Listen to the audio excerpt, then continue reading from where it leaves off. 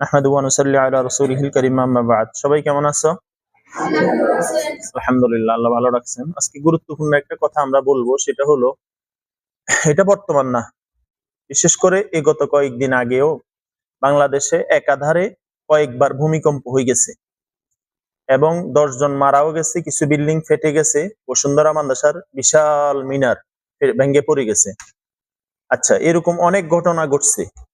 এটার মূল উদ্দেশ্য ছিল ভূমিকম্প কি, অনেক বিজ্ঞানীরা অনেক কথা বলে, নিচের প্লেট সরে যায়, প্লেটে ধাক্কা খায়, জমিন নাড়াচাড়া করে, কিন্তু ভূমিকম্প কেন হয় বলো? ভূমিকম্প এটা 1450 বছর আগে আল্লাহ তাআলা আল্লাহ রাসূল সাল্লাল্লাহু আলাইহি ইসলামের মাধ্যমে জানায়া দিয়েছেন। আজকে আমাদের একটা বিষয়কে ফোকাস করে আলোচনা। হযরত আবু হুরায়রা রাদিয়াল্লাহু তাআলা আনহু থেকে বর্ণিত, কে? আবু হুরায়রা কে? ইনি হলেন এই উম্মতের সবচেয়ে বড় মুহাদ্দিস। বলো, আমার প্রতিটা কথা তাহকিক করা, এগুলো ভুল হবে না ইনশাআল্লাহ। ভুল হলে আল্লাহ আমাকে মাফ করে দেখ, তোমাদের মেধা থেকে কথাগুলো সরাই দেখ, বাকি আমি মুতালা করে বলার চেষ্টা করি। এই উম্মতের সবচেয়ে বড় মুহাদ্দিস কে? যিনি সবচেয়ে বেশি হাদিস বর্ণনা করছেন, তিনি কে? আবু হুরায়রা রাদিয়াল্লাহু তাআলা আনহু। আচ্ছা, ওনার হাদিসের বর্ণনার সংখ্যা কতটা ছিল? 5374। বলো, ওনার চেয়ে বেশি হাদিস আর কোন সাহাবী বর্ণনা করতে পারেননি। আর মহিলা সাহাবীর ভিতরে সবচেয়ে বেশি হাদিস বর্ণনা করেছেন আমাদের আম্মাজান আয়েশা সিদ্দিকা রাদিয়াল্লাহু আনহা, প্রায় 2200-এর উপরে, 2210টা যথাসম্ভব বা এরকম কিছু। তো আবু হুরায়রা রাদিয়াল্লাহু তাআলা আনহু থেকে বর্ণিত 6টা বিশুদ্ধ হাদিসের কিতাব আছে, বাকিগুলোও বিশুদ্ধ। 6টাকে সিত্তা বলে। তার ভিতরে একটা হাদিসের কিতাবের নাম হলো তিরমিজি শরীফ। বলো, এই তিরমিজি শরীফের 2211 নম্বর হাদিস। বলো, মানে 2211, 2211। এই হাদিসের বর্ণনাকারী হলেন হযরত আবু হুরায়রা রাদিয়াল্লাহু তাআলা আনহু। তিনি বলেন, আনাবি হুরায়রা রাদিয়াল্লাহু আনহু قال قال رسول الله صلى الله عليه وسلم, আল্লাহ রাসূল সাল্লাল্লাহু আলাইহি ওয়াসাল্লাম ইরশাদ করেন, 15টা এমন আলামত আছে, চিহ্ন আছে, নিশানা আছে, যেগুলা যদি দুনিয়াতে সংগঠিত হয় আল্লাহ তাআলা কিছু আযাব দিবেন, ভূমিকম্প দিবেন, ভূমি ধস দিবেন, অগ্নিবায়ু দিবেন, পাথর বৃষ্টি বর্ষণ করবেন, চেহারা পরিবর্তন করে দিবেন। এই 5টার কথা বলা হয়েছে। আয়াত আরো কিছু আছে, তো তার ভিতরে 15টা। বলো কয়টা? আমি বলে যাব যে মুখস্থ পরে আমার শুনাইতে পারবে, তার পুরস্কার দেওয়া হবে। এখন নগদ পুরস্কার দিয়ে দেওয়া হবে, বাকি না। বাকি তোমরা বিশ্বাস করতে চাও না। 1 নাম্বার, আল্লাহ রাসূল বলেন, ইদাত তুখিদাল ফাইউদু আলা, এই উম্মতের আযাব আসার কারণ হইল গনিমতের মালকে ব্যক্তিগত সম্পদ মনে করিবে। বলো, গনিমত কি? যুদ্ধের ময়দানে যে সমস্ত গনিমত, কাফেরদের সাথে যুদ্ধ হওয়ার পরে যে সমস্ত মালগুলা কি সম্পদগুলা অর্জন হয়, এগুলাকে নিজের সম্পদ মনে করবে। গনিমতের মাল ভাগ হয়, এটার মাসালা আলাদা। আমার কথা কি বুঝে আসছে? আচ্ছা, মনে করো সরকারি সম্পদকে নিজের সম্পদ মনে করবে। কি এখন মনে করতেছে কিনা বলো? সরকারি গাড়ি বউ ব্যবহার করে, ছেলেও ব্যবহার করে, শ্বশুর বাড়িওয়ালা ব্যবহার করে, 14 গোষ্ঠী ব্যবহার করে, ড্রাইভারের বেতন, তেল, শহর, সব খরচ কার উপরে? কথা বলো, সরকারের উপরে। মনে করো এই মাদ্রাসা আমাকে দায়িত্ব দিছে, তো আমার মা বাপের খরচ কি এই মাদ্রাসা থেকে দিমু আমি? বেতন নির্দিষ্ট তো আমার আছে, আমার 14 গোষ্ঠী খরচ এই মাদ্রাসা থেকে আমি চালামো। রাসূলুল্লাহ সাল্লাল্লাহু আলাইহি ওয়াসাল্লাম বলেন, ইজাত তুখিদাল ফাইউদু আলা, গনিমতের মালকে নিজের মাল মনে করিবে। সরকারি মালকে নিজের মাল মনে করতেছে নি? কি পরিমাণ মনে করতেছে? তাহলে ভূমিকম্প আসে কেন? 1 নম্বর কারণ, গনিমতের মালকে। 2 নাম্বার, ওয়াল আমানাতু মাগনামা, আমানতের মাল লুটের মাল মনে করবে। আমানত মানে কি?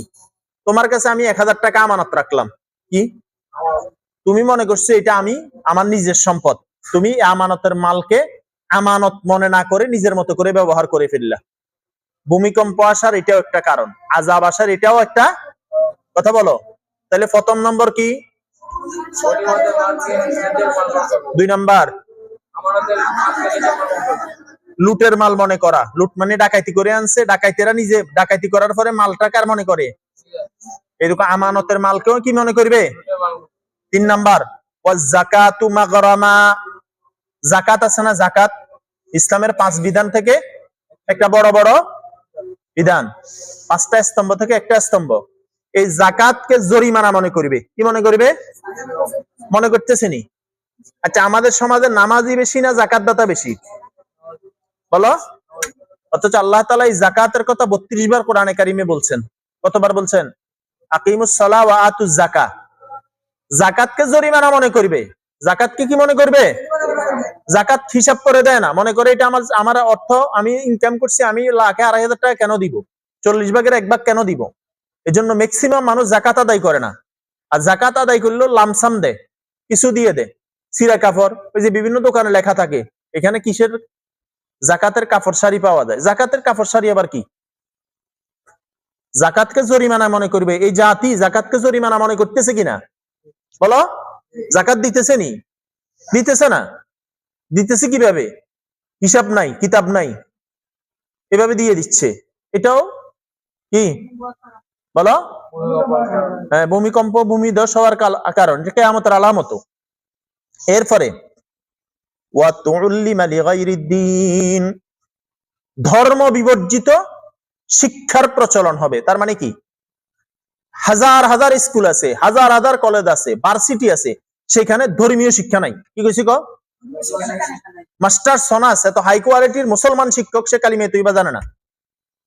ধর্ম বিবর্জিত অর্থাৎ যেই ধর্ম, বাংলাদেশ মুসলিম প্রধান দেশ, এই দেশে primary school, high school, college, varsity, বিশ্ববিদ্যালয় কোথাও ধর্মীয় শিক্ষাটাকে গুরুত্ব দিয়ে পড়াচ্ছে, ফরজে আইন কোর্সটা শিখাচ্ছে, এরকম নাই। ধর্মীয় শিক্ষাকে এটা বিবর্জিত করে রাখছে, এটাকে কোনো প্রয়োজন অপশনাল দিয়ে রাখছে, ঐচ্ছিক দিয়ে রাখছে। এটাও কিয়ামতের আলামত। বলো, এটাও কিসের আলামত? কিয়ামতের। মাস্টার্স পাস করে ফেলে, সে কালিমা তৈবা শুদ্ধ জানে না, ওযু ভাঙ্গার কারণ জানে না। ধর্মীয় শিক্ষা যেটা হালাল হারাম জায়েজ না জায়েজ, অর্থাৎ ফরজে আইন কোর্স যেটা, সে জানে না। এটাও কিয়ামতের কি? বলো, এটাও কিয়ামতের আলামত। এরপরে ওয়া আতাআর রাজুলু ইমরাআতাহু, প্রতিটা পুরুষ স্বামী বউয়ের অনুগত হবে। কি হবে? বউ যা কয়, হালাল কইলেও মানে, হারাম কইলেও মানে, জুলুমের কথা বললেও মানে, জুলুমের কথা না বললেও মানে। এরকম আসেনি? কথা বলো। এটা কিয়ামতের আলামত। যে সমস্ত পুরুষগুলা নারীর কথা ছাড়া উঠে না, বসে না, অথচ আল্লাহ তাআলা বলছেন আর রিজালু কাওয়ামুন আলান নিসা। পুরুষকে বানাইছে রাজা আর মহিলাকে বানাইছে রানী, অর্থাৎ পুরুষের অধীনস্থ বানাইছে। বর্তমানে পুরুষগুলা নারীর কথায় উঠে আর বসে। হ্যাঁ, যদি স্বামী বলে, স্ত্রী নামাজের কথা বলে, তাইলে গুনাহ আসেনি। কিন্তু স্ত্রী যদি বলে তোমরা মাকে আলাদা করে দাও, তুমি হারাম কাজ করো, তুমি টাকা ইনকাম করো, আমার শাড়ি দরকার, গহনা দরকার, সুখ শান্তি দরকার, এটা কিয়ামতের আলামত। বলো, এটা কিসের আলামত? ওয়াক্কা উম্মাহ, বউয়ের কথায় উঠে আর বসে, কিন্তু মায়ের নাফরমানি করে। আসেনি? কথা বলো না। আচ্ছা, মায়ের নাফরমানি কি বিয়ের পরেও করে না বিয়ের আগেও করে? তোমরা করতেছো না সবাই? বলো, করতেছো নি সবাই? মায়ের কথা মানতেছো? মা সঠিকটা বললে মানতেছে, এটা কিয়ামতের আলামত। ভূমিকম্প তোমাদের কারণে আসতেছে, আমাদের কারণে আসতেছে। তোমরা তো বিয়ে করো নাই, বউ নাই, কিন্তু বউ ছাড়া মা আছে না। মায়ের কোনো গুরুত্ব নাই, মায়ের প্রতি কোনো সম্মান নাই, ভালোবাসা নাই, শ্রদ্ধা নাই। একজন ওস্তাদের সাথে যে সুন্দর ব্যবহার করা হয়, এর চেয়ে 1000 গুণ বেশি সুন্দর ব্যবহার করতে হবে মায়ের সাথে, বাবার সাথে। একজন অপরাধী, অপরাধ প্রমাণিত হওয়ার পরে সে যেমন যার সামনে দাঁড়িয়ে আছে তাকে যে পরিমাণ ভয় পায়, এই পরিমাণ মায়েকে সম্মানের সাথে, ভয়ের সাথে কথা বলতে হবে। কথা কি বুঝছো? আচ্ছা, কয় নম্বর গেল? 6। 7 নাম্বার ওয়াদনা সাদিকাহু, বন্ধু বান্ধবকে কাছে টানবে। বলো, বন্ধু নামাজ পড়ুক আর না পড়ুক, রোজা রাখুক আর না রাখুক, দিন মানুক আর না মানুক, বন্ধু বান্ধব ছাড়া সে বুঝে না কিছু। দিনকে দিন, রাতকে রাত, আড্ডাকে আড্ডা। তোমাদের অবস্থা তো এটা, মসজিদে গেলেও বন্ধুর অভাব নেই, খাইতে গেলেও বন্ধুর অভাব নেই, নামাজে দুষ্টামি চলতেছে। বন্ধুকে আপন করবে, এটা কিয়ামতের আলামত। বলো কিসের আলামত? আচ্ছা, ও আবাহু, বাপকে দূরে সরাই দিবে। বলো, বন্ধুকে কি করবে? সবাই বলো। আর বাপকে কি করবে? তোমরা বলো তো, বুকে হাত দিয়ে বলো সে। তোমরা তোমাদের বন্ধুদেরকে যত আপন ভাবো, বাপকে অত আপন ভাবো। বাপকে প্রয়োজন মনে করো, প্রিয়জন না। বন্ধুকে প্রিয়জন মনে করো, প্রয়োজন না। বাপকে ভালোবাসে কেন? টাকা লাগবে, মানুষের বেতন লাগবে, পরীক্ষার ফি লাগবে, টুফি লাগবে, আতর লাগবে, তসবি লাগবে, জোতা লাগবে, খাবার লাগবে, এই জন্য বাপ। আর বন্ধু কিচ্ছু দেয় না, কিন্তু বন্ধুর সাথে গলায় ধরে ধরে হাঁটে, চা খায়, গল্প করে, বিস্কিট বাক করে খায়। বন্ধুকে কাছে টানা আর বাপকে দূরে সরাই দেওয়া, কি কইছি কও? এটা কিসের আলামত? ভূমিকম্প হবে, এই কারণে হয়। বর্তমান যুব সম্প্রদায় বন্ধু বান্ধবের জন্য জীবন দিয়ে দেয়, লক্ষ কোটি টাকা খরচ করে, বাপের সাথে কথা বলার সময় নেই, বাপকে নিয়ে ঘুরার সময় নেই, বাপের সাথে আন্তরিকতা দিয়ে কথা বলার সময় নেই। বাপ কিছু বললে চোখ গরম করে তাকায়। অথচ আল্লাহ কি বলছেন? ওয়াকাযা রাব্বুকা আল্লা তা'বুদু ইল্লা ইয়্যাহ ওয়া বিল ওয়ালিদাইনি ইহসানা। সবচেয়ে সুন্দর আচরণ পাবে মাতা পিতা। বন্ধুকে কাছে টানবে, বাপকে কি করবে? দূরে সরাইয়া দিবে। বন্ধু নিয়ে আর আড্ডা দেওয়ার, ঘুরাঘুরি করার সময় পায়, কিন্তু মা বাপকে দেখার সময় পায় না। এটা কিয়ামতের আলামত। হতভাগা সন্তানেরা, হতভাগা সন্তান। গাজীপুর একটা আছে, বাইপাস, চিনো বাইপাস? গাজীপুর বাইপাসের পাশে দেখবা পুনর্বাসন একটা কেন্দ্র আছে। এটা বুঝনি, এটা মানে কি? এটা মানে মানে পুরুষ নারী বয়বৃদ্ধ। এটা হলো, মানুষ গরুর খামার রাখে না, মানুষ রাখার খামার এটা। অর্থাৎ এটা কি? বৃদ্ধাশ্রম। বলো কি? বৃদ্ধাশ্রম। মায়ের জায়গা করে না, এই জন্য এখানে দিয়ে দিছে। বাপের জায়গা করে না, এই জন্য এখানে দিয়ে দিছে। এটা কিয়ামতের আলামত। আচ্ছা, এরপরে চলো। ওয়াযাহারাতিল আসওয়াতু ফিল মাসাজিদ, মসজিদে চিল্লাফাল্লা বাড়িয়ে যাবে। হয়নি? বলো, মসজিদে চিল্লা ফিল্লা আসেনি? কথা বলো। বংশে বংশে চিল্লা চিল্লি, নেতা নিয়ে চিল্লা চিল্লি, পদ নিয়ে চিল্লা চিল্লি। মসজিদে গেলে আলাদা একটা ভাব আসে। মসজিদে যে তোমরা কথা বলো, চিল্লা চিল্লি করো, এটাও কিয়ামতের আলামত। বুঝতেছো নি কথা? এটা ভূমিকম্প হয় কেন?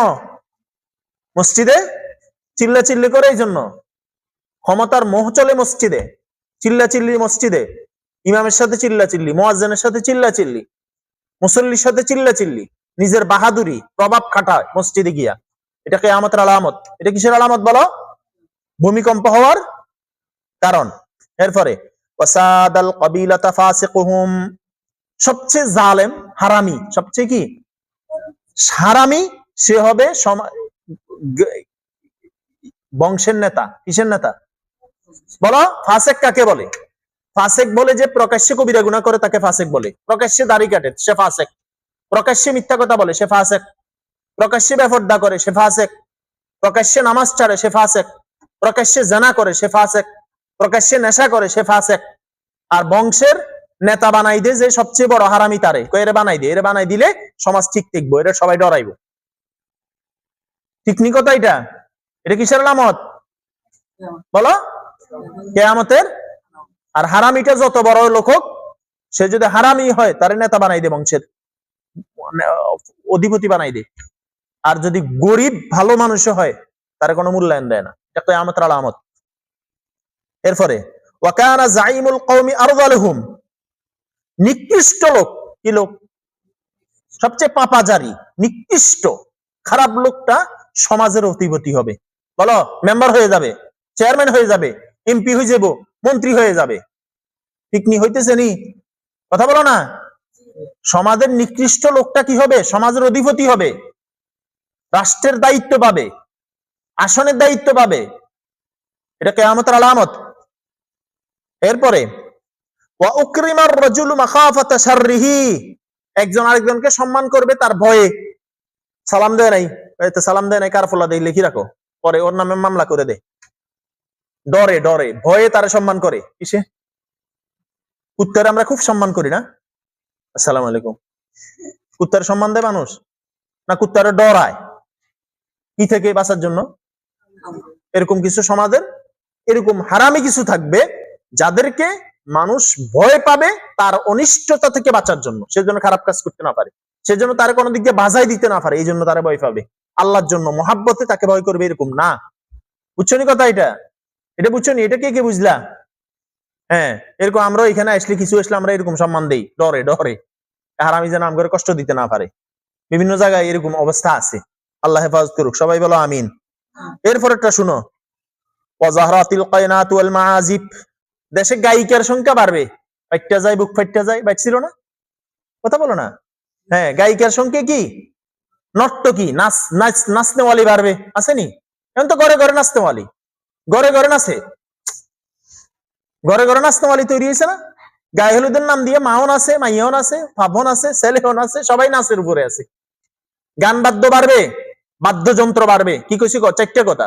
গায়িকা বাড়বে, গান গাইবে, গায়ক গায়িকা বাড়বে, নর্তকী নাচনেওয়ালা বাড়বে, এরপরে গান বাড়বে, বাদ্য বাড়বে। এখন তো আর গান শোনার জন্য বিভিন্ন মাঠে যাইতে হয় না, প্রত্যেকের মোবাইলে গান, প্রত্যেকের ঘরে গান, প্রত্যেকের ডেস্ক সেট বাজতেছে। ঠিক নি কথা? এটা কিসের আলামত বলো?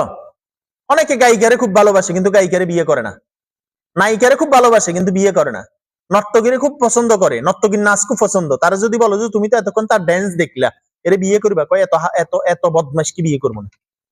তার মানে সবাই মজা নেয়, কি বলে সবাই কি নেয়?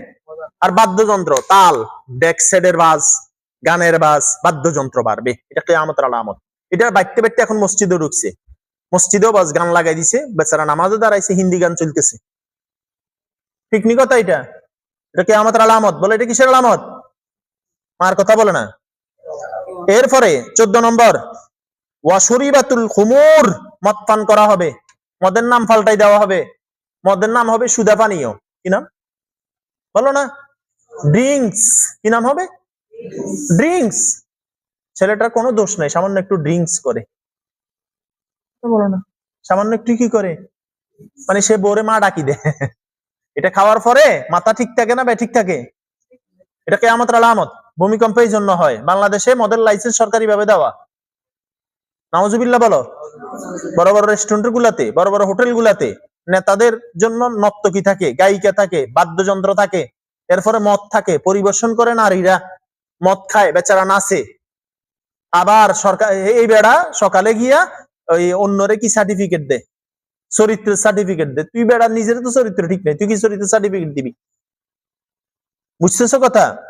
আচ্ছা, এগুলো অনেক ব্যাখ্যা আছে, আমি সংক্ষেপে বলে দিতেছি। শেষ নম্বর, ওয়ালুইনা আখিরু হাদিহিল উম্মতি আউওয়ালাহা, এই পরবর্তী আমরা যারা আছি এরা পূর্ববর্তী মানুষকে গালাগালি করবে, নবীদেরকে গালি দিবে, আল্লাহকে গালি দিবে, সাহাবীকে গালি দিবে, তাবেঈকে গালি দিবে, তবে তাবেঈকে গালি দিবে, বুজুর্গানে কেরামকে কি দিবে, বাপকে গালি দিবে, দাদাকে গালি দিবে, কি রাখি গেল, কি দিয়ে গেল, এরকম গালি দিতে থাকবে। এটাও কিয়ামতের আলামত। এবার আসো, 15টা হইলো। কয়টা হইলো?